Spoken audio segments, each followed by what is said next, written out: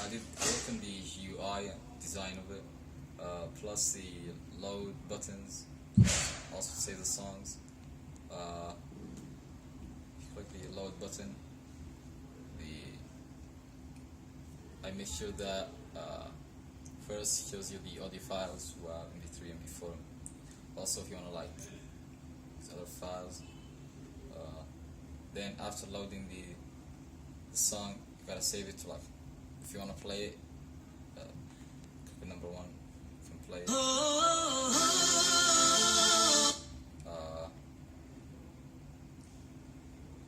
I'm gonna go to the flowchart. First, start by doing the design for the UI. I use the global to use like different variables in different sections of the code. Load, save, play. I had a problem with the play. If I want to play like specific song, I have to press the play twice. Problem with that was the audio read code was in the load button. It wasn't in the selecting the song. So all I had to do is change it. Then for the effects program, would only do one at a time. Problem with that was in every effect it would reassign the Y to the initial value. All I had to do is make the Y change every time you add an effect. Pop-up menu. I had a problem with the pop-up menu. I didn't know how to like assign like code to the first value, second value, third value. All I had to do is go to the math website, figure that out. Edit text boxes. First, when I called back the value from the edit text box, it would only give me the string. I had to use the string to number to like to get that value. For the sliders, I had a problem. The max and min values. Problem was that I assigned the max and min values not with the creation, but with the like getting the actual value code. So all I had to do is change it. That's pretty much all I did. And for the project, I was in charge of chopping, which the user can enter new start and stop time. So first you load the song. And say you want to start at 10 seconds and end at 14. You play.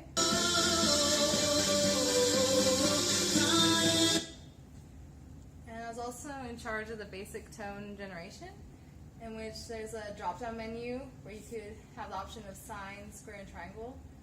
And right here you can choose the amplitude.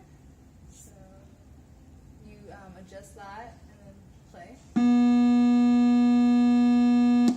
That's sine, square.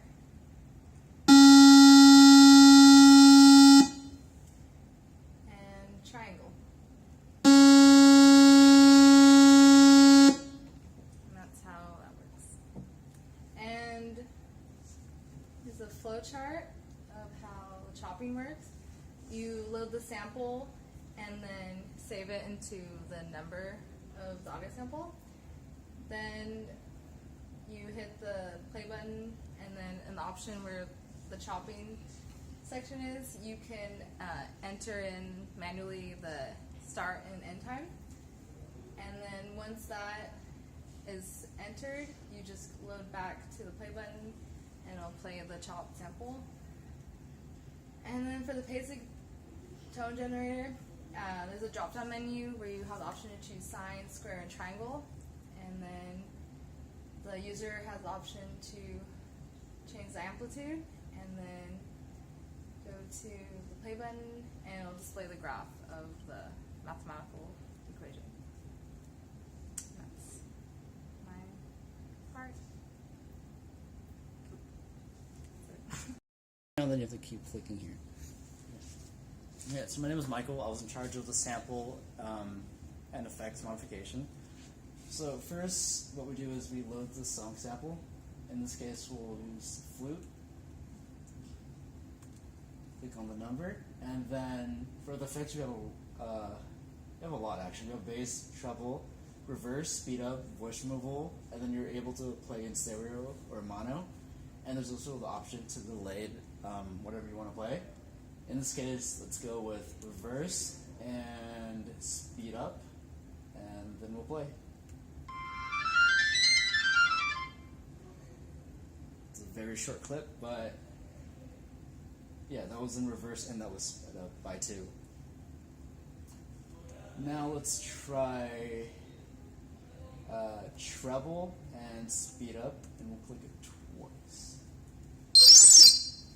So that was sped up 4 times, because every time you click speed up, it increases by an increment of 2. And for my flowchart, so first you would load the song, and then you have the option of, well, you could either edit the WAV file in 2 ways. You could either alter the sound data or the frequency of it, and to do that, you would either edit the Y variable, which we'll show you in a second, which would be the sound data, or the frequency, which would be the FS variable. So to alter the sound data, which was that Y variable, for reversal, actually for all of them, I would just edit the Y variable from the WAV file. And in reversal, for example, I just flipped it using flip UD, and I would flip the array of the Y variable. And then for delay, I would just provide or include a certain amount of zeros in the array so that nothing would play, and then the song would play, and that would be how delay works. And then voice removal was a little bit more tricky, because I would have to subtract the left from the right Y variable, and so on for the other sound effects with the sound data. So the only sound modification that was different was the speed up, and that wasn't a change of the Y variable. That was more of affecting the frequency. And in our case, we split it up by 2, so I just multiplied FS by 2. And that's it.